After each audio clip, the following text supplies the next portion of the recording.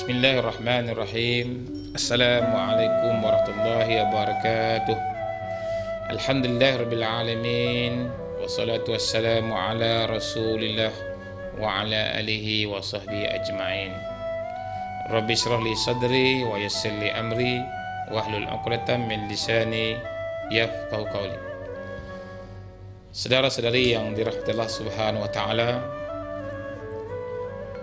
kita lihat kehidupan di dunia ini penuh dengan cabaran, penuh dengan pancaraba, dan kita perlukan kepada kekuatan, perlukan persemangat untuk kita mendepani segala cabaran yang Allah kurniakan kepada kita. Apa saja yang baik, apa saja yang buruk, semuanya datang dari Allah Subhanahu wa taala.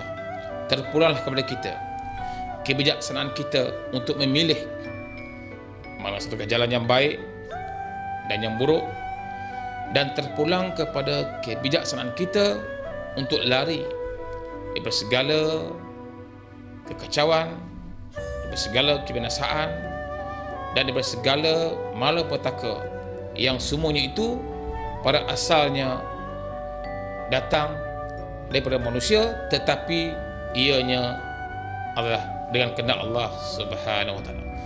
Sebab itu, saudara dan saudara sekalian, kita dianjurkan oleh Rasulullah sallallahu alaihi wasallam supaya sering berzikir, mengucapkan kalimah la haula wala quwwata illa billahil aliyil azim.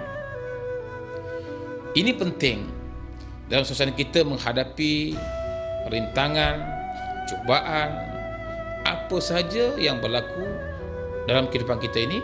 Bukan saja kita sebut inna lillahi wa inna ilaihi raji'un, dengan kematian disebut inna lillah, dengan kemalangan inna lillah, tapi kita dengar suatu perkara musibah yang kita rasa tak dapat ditanggung oleh kita. Kita merasa bebanan, contohnya keadaan kegawatan ekonomi, masalah sosial dalam masyarakat, kegawatan politik, masalah fitnah di dunia ini dan sebagainya. Kadang-kadang kita inginkan sesuatu yang lebih baik daripada apa yang kita cita-citakan, tetapi tak dapat kita menggapainya. Maka kita diseru supaya menyebut la haula wala quwwata illa billahil aliyil azim. Dan kalau kita berzikir pada setiap hari, tuan-tuan dan puan sekalian, perbanyakkan zikir ini. La haula wala quwwata illa billahil aliyil azim. La haula wala quwwata illa billahil aliyil azim. Kalau kita mengucapkan kalimah ini banyak-banyak kali, kita ucapkan selepas solat, waktu kita ada ruang masa, sebelum kita tidur, insya-Allah tuan-tuan dan puan sekalian, banyak hadis Nabi menjelaskan. Di antaranya hadis riwayat At-Tabrani yang bermaksud siapa yang mengucapkan la haula wala quwwata illa billahil aliyil azim, maka ia akan menjadi ubat kepada 99 jenis penyakit. Yang paling ringan adalah sakit kebimbangan. Semua orang ada rasa bimbang. Paling kurangnya kita dapat hilangkan rasa kebimbangan, kerunsingan. Dia sebut la haula wala quwwata illa billahil aliyil azim. 99 penyakit dapat dirawat dalam diri kita, dalam jasad kita, penyakit rohani kita, jiwa kita. Yang paling ringannya itu disebut hadis ini ialah sakit bimbang.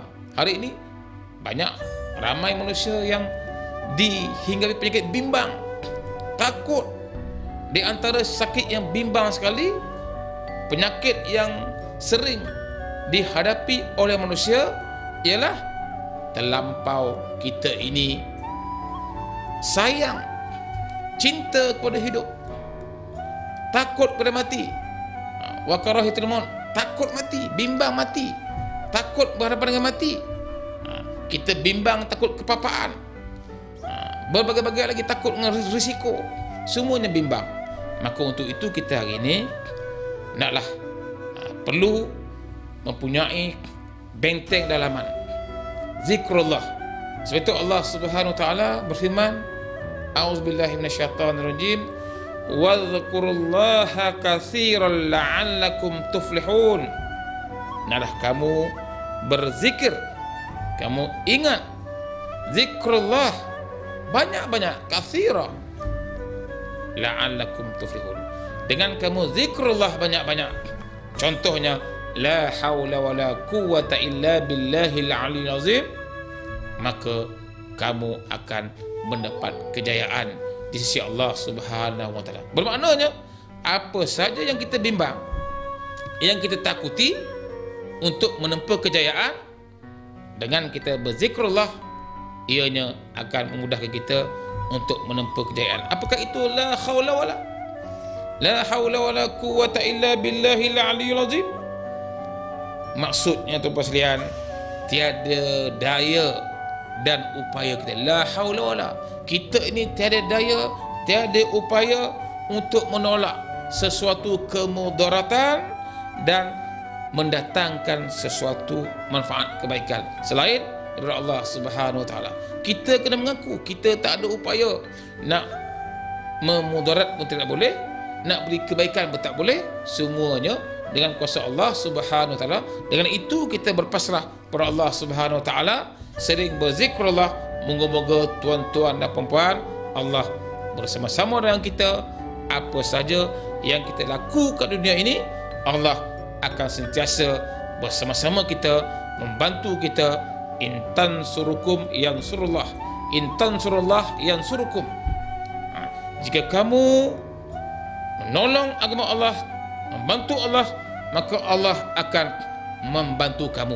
Maka caranya ialah dengan kita berzikir, menghidupkan hari-hari kita, menghidupkan kehidupan kita ini, masa depan kita dengan berzikrullah dan menghayati maksudnya, iaitu jangan kita takbur, jangan kita mendabik dada bahawa aku boleh buat segala-galanya, aku boleh tentukan orang itu jatuh, aku boleh tentukan orang itu naik, aku boleh pastikan kamu berjaya, aku boleh buat A itu, aku boleh buat B itu.